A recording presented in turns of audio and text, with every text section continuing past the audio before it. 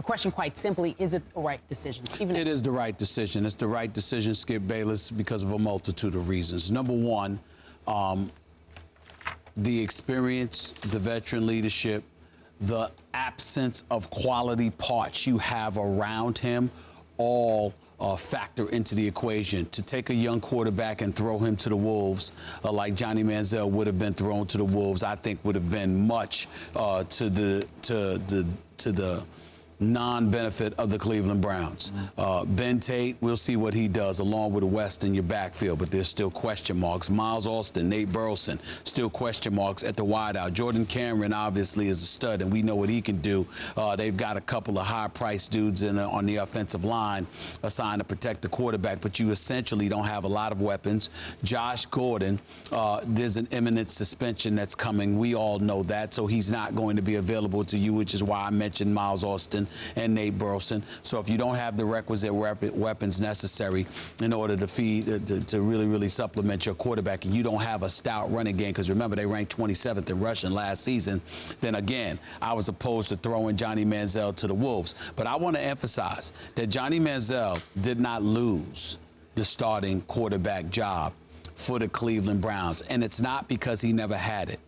He didn't get the job because he lost out on professionalism. It's that simple. When you hear Mike Pettin and those guys talk about practice, talking about film room, talking about respect and command in the locker room, all of these little things added to the non-distraction that Brian Hoyer is. I think it's clear that Johnny Manziel did not get this job because they think he has a bit of growing up to do.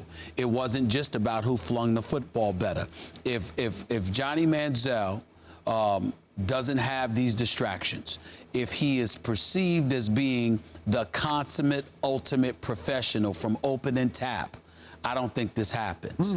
I think it happened because of things off the field as well as on the field, the kind of contagious effect that the quarterback can have on a locker room. And I think those things factored into the decision by Mike Pettin and the Browns more so than anything else. For the record, by all accounts, Johnny has been first in and last to leave day after practice, day after practice day.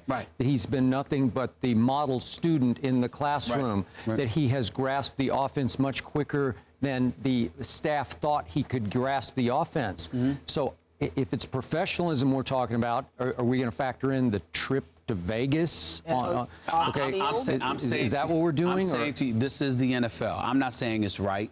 I'm telling you that what I'm prognosticating about, what I'm speculating about, it's entirely consistent with the image that the NFL has created of itself. Every little thing is magnified. Okay, so is the little thing with the middle finger magnified? The middle do you think absolutely. that was the straw that broke the back here? I think it's possible. Certainly that sounds silly on its face, and I understand and recognize that. Because you thought that the world was greatly overreacting. And I still believe that. But it doesn't negate the fact that this is the NFL we're talking about here, and they believe that every little thing you do, particularly as a quarterback, has a profound and lasting effect on a locker room, and they guard against that, especially when you consider that this is their third head coach in the last 3 years. Okay.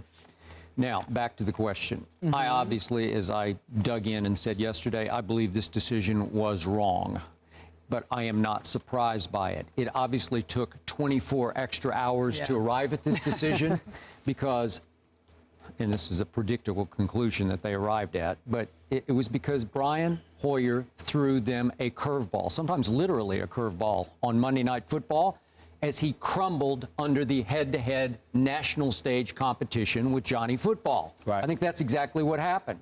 But from the start, this staff wanted Brian Hoyer to have this job. He's a local boy made good. And again, I'm going to point this out again and again because it's just fair to Johnny Manziel to point out that 3 primary decision makers on draft night did not want to draft Johnny at all. The GM, the coach, new head coach, and the coordinator. So does this surprise anybody? No. Do I think that they want Brian Hoyer to do what he did last year and pick up where he left off when he tore his ACL in his third start?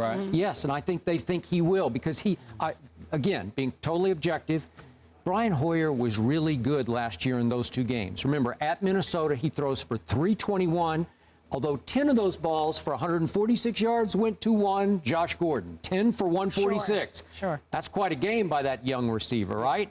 And then Brian threw for 269 in a home win, 17-6 over Cincinnati. Yep. It's pretty impressive. Right. But the defense is a top 10 defense, and it will continue to get a little better under a very good defensive coach. That's right. Another Rex Ryan protege in Mike Patton. Right. So, to me, if I step back here, do I think that they want Brian Hoyer to keep this job all season long? I do. That's what I believe. Will he? I don't know. God bless him, because he might still crumble under the pressure of having Johnny Football looking over his shoulder pads game after game after game. It's almost going to be like Brian Hoyer can't even have an average game, or there's going to be an outcry for Johnny Football. Now, I believe this staff wanted to show the world they would not crumble under the fan pressure to start Johnny, the Cleveland Brown fan pressure, Cleveland, Browns Nation. But I'm going to say it one more time. Brian Hoyer is not Johnny Manziel. And I believe this team, if they started Johnny from the start at Pittsburgh, I believe this team would go 9-7. I believe if Brian Hoyer starts every game, they'll go 6-10. Obviously, Johnny will make more mistakes than Brian Hoyer will make. Johnny will also make way more game-winning plays than Brian Hoyer can even consider making, because he's just not capable of making those kinds of plays. So, big picture, I disagree. I get it. I'm not surprised by it. I'm not going to fight against it. It's all well and good for them. They took the safe, conservative, conventional way out, the NFL way out. Sure. And yet, I think they're hoping against hope that Brian Hoyer will hang on to a job I don't think he'll be able to hang on to.